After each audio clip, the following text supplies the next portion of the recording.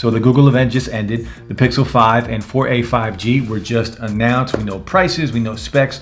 I actually already pre-ordered a Pixel 5, of course, in the sage green color. I'm excited to check that out. What better time to drop my final review on the Pixel 4a? In my opinion, what we know now with the new Pixels coming out, with the iPhones dropping soon, the new iPhone 12, 12 Pro, 12 Pro Max, blah, blah, blah. The 4a has to be considered phone of the year, in my opinion. We're gonna talk about value, bang for buck, what we get, because I don't know if there's a better phone out there that we get more value than the Google Pixel 4a. So we're gonna talk about build quality. Of course, we'll go over the camera. We're going to talk about specs, what we get, what we're missing, but why this is just an incredible phone for the price, right? We get phones nowadays, the Note 20 Ultra, 1,300 bucks. It's not 1,300 bucks anymore, but it was when it was released. You can find it now for around 1,000, a little more than 1,000. And then we have phones like the Fold 2, premium devices, 2,000 bucks for the Fold 2. Starting price on the Pixel 4a is 350 bucks. That's right, 350. And again, value, bang for buck. What we get and what we're paying for, it's just on a whole another level. Do you realize how many of these phones I can buy for the price that I paid for the Fold? I can get 6 of these phones and still not pay the same price I paid for the Galaxy Fold 2. Think about that. I can buy 6 of these for that price. So the 4a, what do we get? We get a 5.8-inch OLED Full HD display, hole punch cutout on the top. And the display is good for the price. I don't have any complaints with the display. I wish it was a little brighter sometimes in the sunlight. Now we do get Gorilla Glass 3 on here for the front display, and it is a flat display. And if you guys follow the channel, I prefer flat displays, hands down, no question. I will buy, if I had 2 options of the same phone, I'm going flat display every time, every day. No question. It's just much easier for me. Lots of accidental touches on screens that have the curved edges. The Pixel 4a, a flat display. And I dig that, big fan of that. Now bezels on here, not very big, right? In today's world, it looks good. And at this price point, it looks great. We also get 6 gigs of RAM, 128 gigs of storage with the Snapdragon 730. And you do notice a difference. If you're coming from a premium phone, iPhone 11 Pro Max, Note 20 Ultra, if you are coming from a phone like that, you do notice a difference as far as doing your daily stuff on a phone, scrolling, opening and closing apps, the camera, just going from app to app, doing what you do on a smartphone. You do notice a difference in speed. There is a delay sometimes. Sometimes it might lag a little bit when I am going from one app to another or closing an app out and opening another app up. So there is a difference, but for the price, again, we're talking about value here. For the price, you can't really complain about it. It still does what it needs to do. And that's what this phone is. It's very clean and it's very simple what Google did here. They gave us a simple phone at a great price. And I mean great, not a good price, a great price that just works. It does what it's supposed to do and it does it very well. It just does.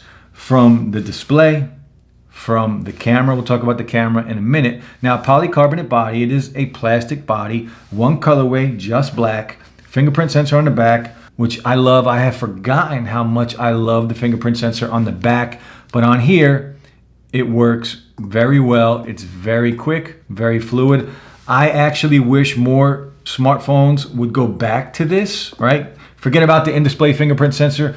This is your finger just falls there naturally. So it's the perfect spot for it. It's the perfect spot. It really is. So the one lens, again, 12.2 megapixel lens, and the front facing lens is an 8 megapixel. And again, it's a Pixel. We know what we're getting camera wise. It's going to take fantastic pictures on here. Gorilla Glass 3 on the front. So we are lacking as far as premium glass for the display. But again, at this price point, it is what it is. That's what we're getting at 350 bucks. They do have to cut corners in some places. The glass on the front, the processor, we do lose a little bit here, but starting storage at 128 gigs, that's a big thing, right? The iPhone SE starts at 64 gigs. The iPhone 12s that are rumored to drop have a rumored starting storage of 64 gigabytes. So again, really well done. They did listen to what the consumer, what we wanted in a phone. And they gave it to us. And they're continuing that trend with the 4A 5G as well as the Pixel 5. Battery life on here is fantastic. And it sounds like a very small battery, right? 3140 milliamp battery on here. And it's not very big in today's world, but battery life on here has been amazing. I've never, not once, had to charge this phone up throughout the day. It's always lasted me through the day. And I consider myself a heavy user, right? Social media, I use this phone for work. Whatever phone I'm using, I use it for work. Text messages, talking on the phone. If I get a break, I'll go on social media. I'll watch YouTube videos. I'll watch Netflix just to chill and unwind a little bit. Phone calls all day, emails all day. Never have I had to charge this phone up in the middle of the day, not once. And that's what I need in a phone. So lots and lots of things that I love about this phone already, right? The fingerprint sensor, the camera on the back, 12.2 megapixel single shooter. It is a single lens. They did give us the square kind of premium looking back on here to kind of, I don't know, maybe fool some people to think the camera is better than it is. But saying that, the camera is still amazing. The one lens in here, we know what Pixel phones do with their cameras. The one lens on here, it takes fantastic pictures. Great dynamic range, great color. Nothing is oversaturated like Galaxy phones. Fantastic job on the camera once again at a budget price. Video on here is good, 1080p. It goes up to 120 frames per second. No 4K, but again, they got to cut corners in some places. Now, watching content on here is a very enjoyable experience because of the full HD with the hole punch, right? Forget the notch. Again, the notch is outdated. Apple has to do something about that. But again, watching content on here is great. My one gripe on this phone is just a mono speaker on the bottom. It is one speaker. It even says on their website, stereo speakers. This does not have stereo speakers. I watch videos just like this, right? Just how you see it. And this is where I place my hand. So I'm going to turn the volume up and you can see what happens now, look, when I watch. Like $350, and I did get a crazy deal. I found it for $300. I always end up covering that one speaker. $5 to ship it. Always. So really good deal. That's my one downside. Again, I'm just nitpicking here. I do tend to cover up the one speaker on the bottom of the phone quite a bit. But overall, again, I am just nitpicking. I am looking for something to pick at because at this price, this phone is really good. Really good. Probably the best value I've ever seen in a smartphone. Now, again, we are losing some things. We can't squeeze like we could on the 4 to activate the Google Assistant, but you can swipe up from the corner to do that and open up the Assistant. So there are some things that they had to take out because of the price. Another thing that I love about this phone are the tactile buttons. They just have a lot of travel. They feel really good when you push them. If you double click on the power button, it does open up the camera. And again, fantastic photos, one of the best photos in any phone at any price. This is going to compete at any level. And at $350, come on. What are we doing buying $1,000 phones these days, right? We buy them because I'm a tech nerd and I want the newest and shiniest thing and I want to try it out and see how good it is.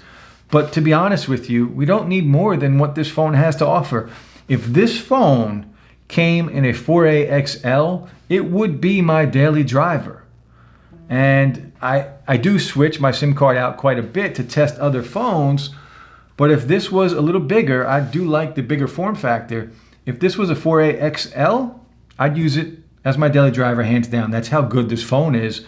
It's just simple, it's clean. The Pixel 4A, it has to be phone of the year.